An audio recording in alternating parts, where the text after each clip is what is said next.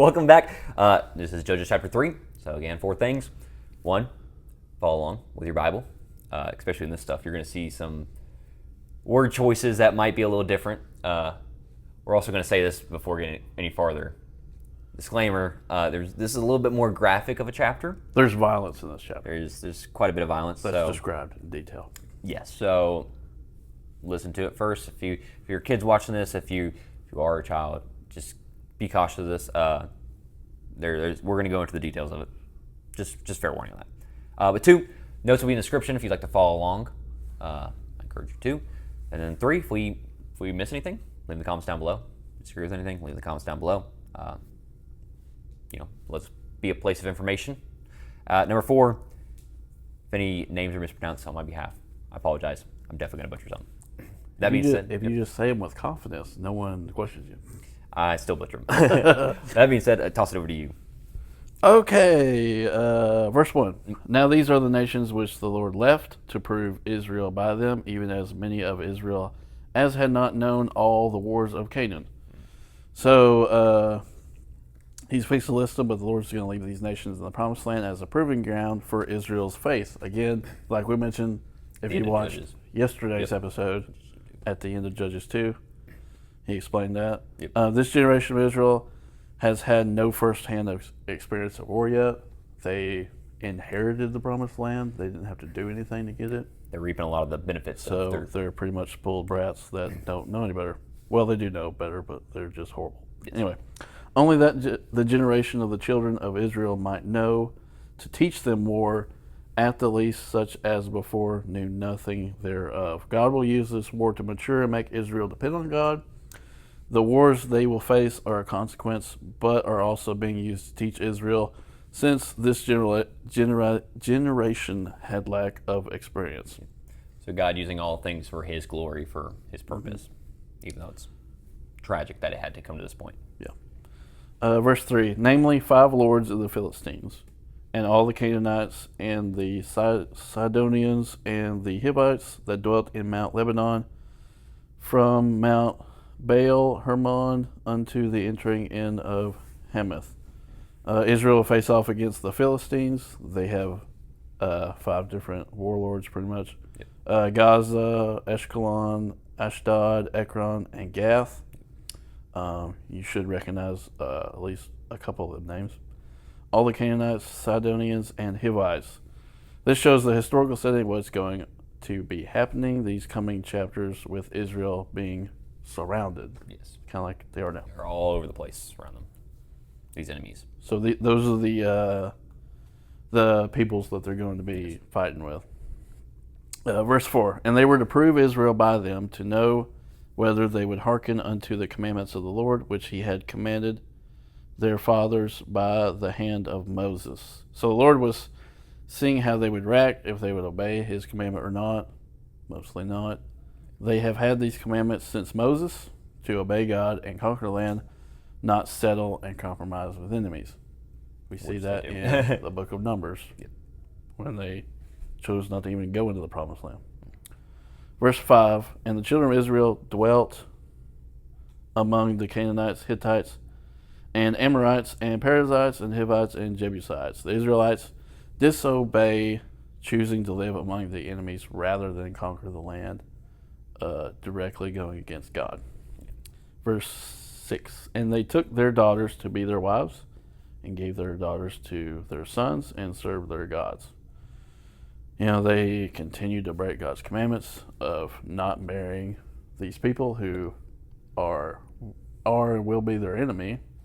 I think we've referenced this every chapter so far, but it's in Deuteronomy chapter 7, verse 3 and 4. Yeah. And it says, neither thou shalt thou make marriage with them, thy daughter thou shalt not give unto thy son, or his daughter shalt thou take unto thy son, for they will turn away thy son from following me, that they may serve other gods, so will the anger of the Lord be kindled against you and destroy thee suddenly.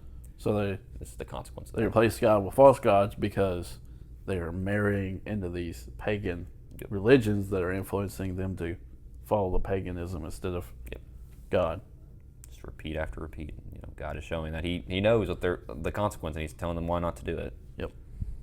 All right. In verse 7, and the children of Israel did evil in the sight of the Lord, and forgate the Lord their God and serve Balaam in the groves. So, again, Israel did evil in the sight of the Lord. It's going to be a repeated cycle. It's going to be repeated throughout this book because they're constantly choosing to do evil. And then Balaam is the plural of Baal again, showing they were serving multiple false gods. The groves are a form of this. So it's a way they were worshiping these false gods. They have these wooden poles, and they use it in rituals. It kind of sounds weird nowadays, but we have, I guess, modernized some of this idol worship to where you may not even recognize as much. But back then it was wooden poles. In Exodus 34:13, we see an example of this, and it says, "But you shall destroy their altars, break down their images, and cut down their groves." So God instructed the Israelites back then in Exodus to, hey, get rid of this. I mean, again, repeating the theme over and over again. He's told them multiple times to turn from this.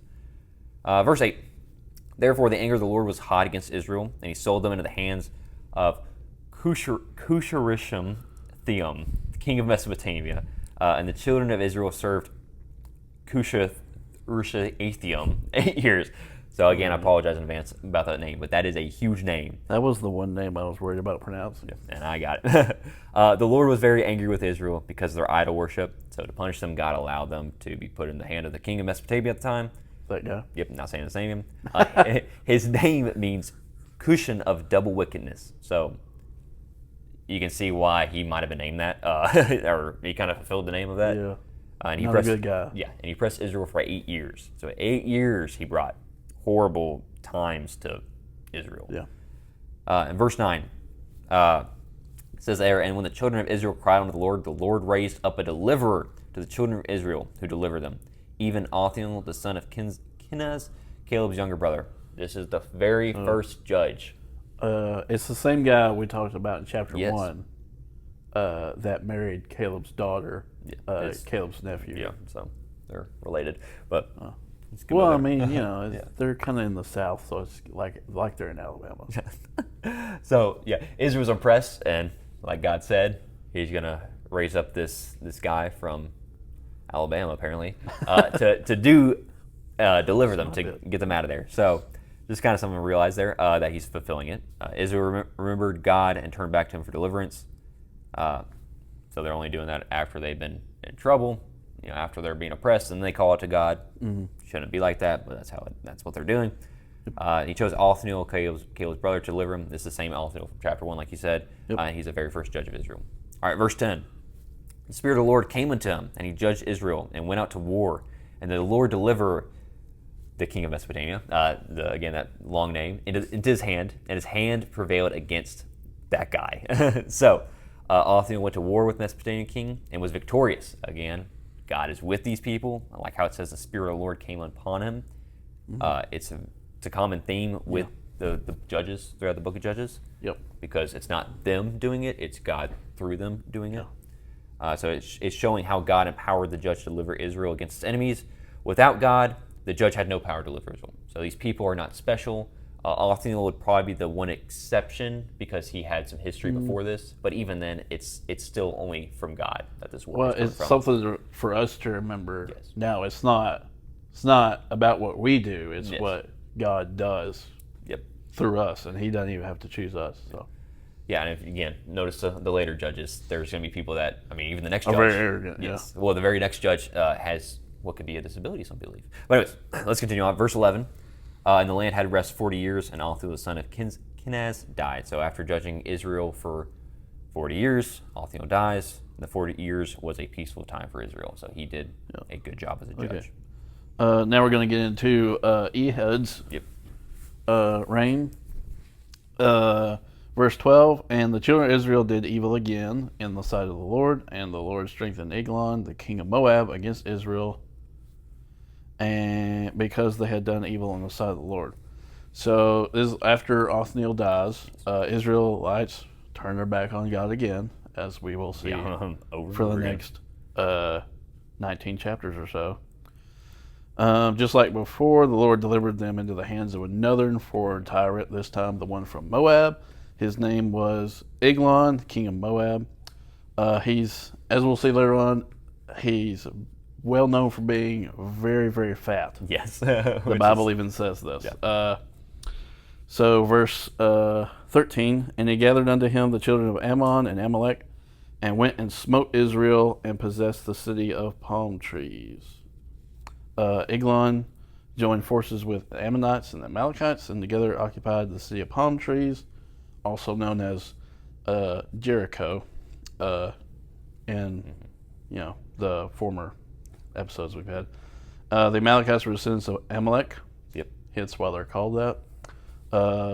As found in Genesis chapter 36, verse 12, Amalek was grandson of Esau, so they are descendants of Abraham.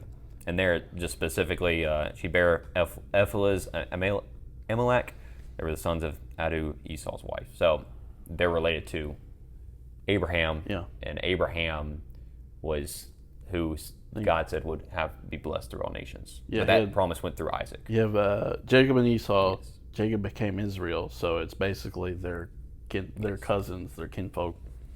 Mm-hmm. The Amorites were descendants of Lot. That's in Genesis 19:38. Yep. They were relatives of Abraham, as Lot was Abraham's nephew. So, yep. So again, that verse just shows the relation between them. They actually came out of Lot's daughters were incest. their dad was their grandpa. Yes. To put it politely. There you go, kids. Yep. So the children of Israel, verse 14, the children of Israel served Eglon, the king of Moab, 18 years. They had this big fat guy ruling them for 18 years. 15, but when the children of Israel cried unto the Lord raised them up, a deliverer, Ehud, the son of Gera, a Benjamite, a man left-handed, and by him the children of Israel sent a present unto Eglon, the king of Moab. So they cried out once again to the Lord. The Lord sent them Ehud. Ehud was from the tribe of Benjamin, again, which is one of the sons of Joseph. He kind of has an ironic name because he's left-handed, but his name means son of the right hand. Some people think that left-handedness at that time was like a defect, like a disability, like that his right hand wouldn't work. Like That's what some people that thought. weirdo. Yeah. Apparently you're disabled. Yep. He chose a different way of delivering Israel than Othniel. Othniel went to engaged in open warfare. Yes. Ehud was a little more sneaky. He chose to send Eglon a present as kind of like a ruse to get in close to him to assassinate him, as we'll see. We don't know exactly what the present was. It was probably like a tribute, tax payment, maybe even food, since He's so big. how fat this guy is.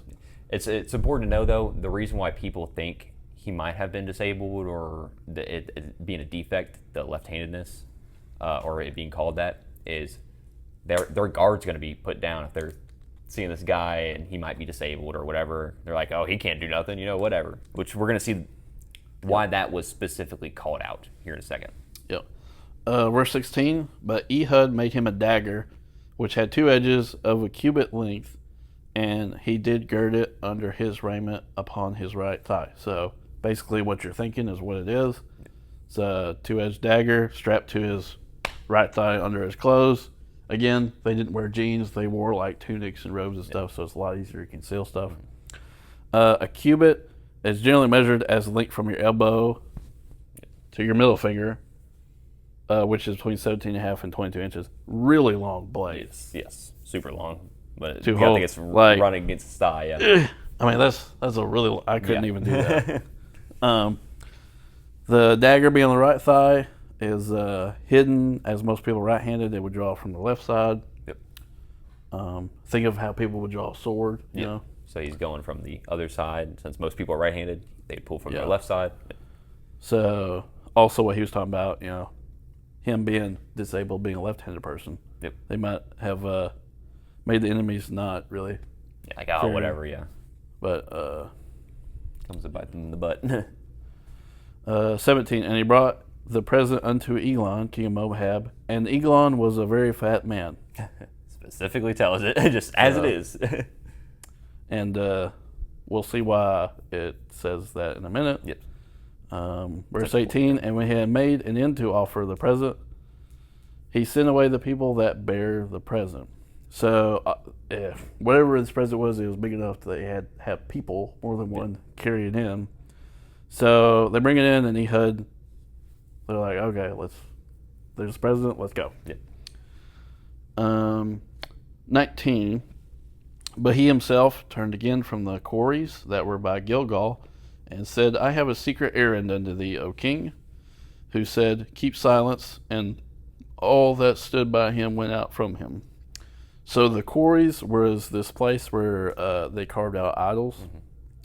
So Ehud returned unto the king, telling him he had a secret errand for the king.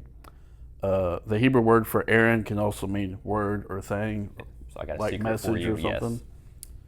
Yes. Hearing that it was a secret, Eglon sent all of his servants out. So it's just this big fat king and Ehud. Eglon also might have, since he's a pagan, he might have believed it was like a message from the gods, since he was over by the wooden statues when he turned around. Yes. Verse 20. And Ehud came unto him, and he was sitting in a summer parlor, which he had for himself alone. And Ehud said, I have a message from God unto thee. And he arose out of his seat. Summer parlor is a private chamber, possibly a roof chamber. Ehud tells Eglon that he has a message for him from God, which he's about to deliver. Yeah. So he rises out of his seat. Verse 21, Ehud put forth his left hand, took the dagger from his right thigh, and thrust it into his belly. So Ehud pulled his knife out and stabbed Eglon in the belly. And verse 22, and the haft, so the handle, also went in after the blade, and the fat closed up the blade so that he could not draw the dagger out of his belly, and the dirt came out. Okay, 2 things. This dude's so fat, he that swallowed whole blade, the knife. yeah, is in him. The entire and blade. Think about how long that knife was. Yeah. And it's all the way in him. That's how fat this guy is. At the very least. At the very least. Yeah.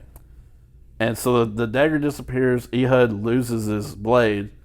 And the dirt there, what he's talking about, this is the content we're talking about. The dirt that came out is his poo, for lack of a better term, that's literally spilling out of his guts, his intestines. Yes. So, I mean, you got to think he just got cut open right there, so it's coming out. That's a nice way to put it. Verse 23. Yep. Then Ehud went forth through the porch and shut the doors of the parlor upon him and locked them. So he, as you would, Ehud leaves here and shuts and locks the doors of the room they were in, locking the servants out. Yep. So they were already out. He just kind of, as he walked out, locked the door. This is an important detail too for what's about to happen. Verse 24. When he was gone out, his servants, Eglon's servants, former servants, came, and when they saw that, behold, the doors of the parlor were locked, they said, surely he covereth his feet in his summer chamber. So apparently the summer chamber had some sort of commode or something like that in it. Because that phrase, he covereth his feet, think of when you go to the bathroom, you pull your pants down, they drop to your feet. Cover his feet. So that's what they were thinking he was doing, I guess, since he's such a fat body. It also could possibly be that they believe this because they might have smelled the results of what had just happened. Probably. So they're like, "Oh, they're smelling the poo. The king might be using the bathroom." It's kind of funny detail there. Like, oh, where'd they get that conclusion from? Oh well, that's also why they didn't rush in immediately. Yes. Cause they're like, let's let him have some time to himself. Because let's be real, who wants to see that? Yeah. I mean, like, we'll take a minute. Nobody wants to see that. Eglon don't want to see that. Verse 25, and they tarried till they were ashamed, and beheld, he opened not the doors of the parlor. Therefore they took a key and opened them, and behold, their Lord was fallen down dead on the earth. So they waited until they were pretty much like, okay, now we have to go in there. It's been way too long. Yeah. Even for him. Yeah. It's been too long. So they unlocked the door and they discovered, oh, dude's dead. Yep. That's Uh-oh. not good. Yeah. And verse 26, and Ehud escaped while they tarried and passed beyond the quarries and escaped unto Serath. So Ehud here, before they could catch him, runs away to Serath, and I just lost my vision. He's going to. We'll see later. He's going to gather troops, and He's preparing to attack. That's what he's doing right now. He didn't just run and he's like, I did it. No, he's following up with that. He's not just abandoning. He's gathering an army ready to go at him. 27. And it came to pass when he was come that he blew a trumpet in the mountain of Ephraim, and the children of Israel went down with him from the mount, and he before them. So he blew a trumpet, and children of Ephraim came up there and pretty much met him up there on the mountain. 28. And he said unto them, follow after me, for the Lord hath delivered your enemies, the Moabites, into your hand. And they went down after him and took the fords of Jordan toward Moab, and suffered not a man to pass over. So basically, he got the Israelites to join him. He secured the fords of the Jordan River, which fords, if you don't know, they're just a place to cross the river. Yeah. They cut off all the escape routes, basically. They got them trapped. They didn't really have bridges, a whole lot of them back then. So he closed off the fords, led back to the land of Moab, and trapped them there in Israel, and nobody escaped. Ehud was confident in the Lord that the battle was already won. Yep. Again, he said he would win it. Mainly because they don't have a king anymore. But yep. And verse 29, and they slew of Moab at that time about 10,000 men, all lusty and all men of valor, and there escaped not a man. The Israelites killed 10,000 of them. These men that were killed were warriors. It was a significant battle won for Israel. These weren't just like pushovers. These were actually like men of war. Yep. Verse 30. 30. Mm-hmm. So Moab was subdued that day under the hand of Israel, and the land had rest 80 years. So Moab was defeated, and Israel had peace for 80 years. So, key detail there. All right, now the next verse, the last verse, is all we know about this judge, really. So, Judge 3, Shagmar. And after him was Shagmar, the son of Anath, which slew of the Philistines 600 men with an ox goad, and he also delivered Israel. So, short verse, not much said about Shagmar, but there's a lot that's really kind of broken down there. So, after Ehud, Shagmar also judged Israel. Shagmar single-handedly killed 600 Philistines with an ox goad. So I'm going to put a picture of that on the screen. Sometimes they look a little different, but that's kind of the general idea of what he was killing them with. Kind of like your ancient cattle prod, kind of. Yeah. Except you could kill people with it. So he was a warrior to be able to kill 300 like that. It's just a long wooden pole, typically. 600, you shortchanged him. Oh, yeah, my bad. My apologies, Shagmar. But it's a long wooden pole, typically 8 to 10 feet, with a sharp metal spike at the end, one for prodding the ox, and a flat metal scraper on the other end to clean plows. So it's got a use, and it's pretty much showing that he's most likely a farmer to be so good with that weapon and to just have it. Yeah, to have it. Yeah, so he's most likely a farmer. We don't know how long Shagmar judged. It's not really. That's why the years when we look at them, they kind of vary because we're not really sure how long he judged. And some scholars don't even consider him a judge because of how little of he's talked about in the Bible. But if you add up the judges, we get 12 in this book. So I think that's pretty symbolic of the 12 tribes of Israel, me personally. But so I do count him as judge. It's going to talk about, we're going to see a little bit talked about him in Deborah, not really much, so this is where we get most of the information about him. All right. With that being said, that is Judges 3.